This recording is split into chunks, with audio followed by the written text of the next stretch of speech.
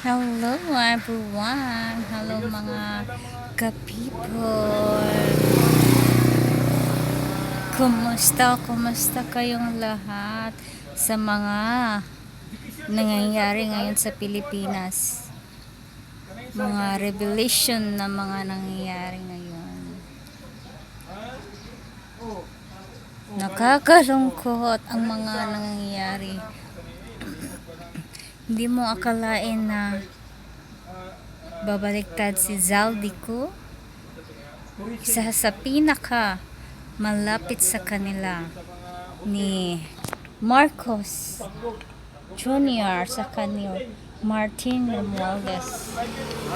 Diba? Ano sa palagay niyo? Nagsasabi nga ba ng totoo si Zaldico?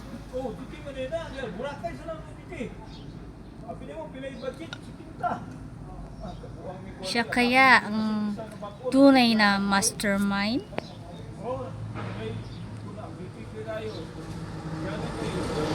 Ano sa palagay ng mga kapiko? Totoo kaya ang mga ebidensya na ikakalat ni Zaldico sa social media? Ano sa palagay niyo mga ka-people? Kasi si Amy Marcos nagsalita na rin tungkol sa kalusugan ng kaniyang nag-iisang kapatid na lalaki. Diba? Parang nagloloko na lang tayo sa mga nangyayari ngayon. Kita naman yung resulta kung anong mga nangyayari sa atin, yung pagbaha sa Cebu, di ba? Kawawa yung mga taong mga naapektuhan. Grabe, ang daming patay. Ang daming patay sa baha. Kung hindi lang mangyari ang mga ghost project sa flood control, malaking bagay na yun sa mga mamamayang Pilipino.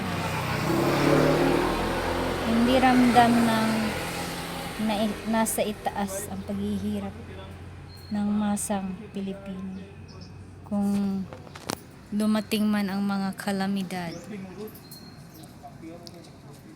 Kaya bilang kapwa Pilipino, dapat marunong na tayong makilatis sa pagpili ng isang leader.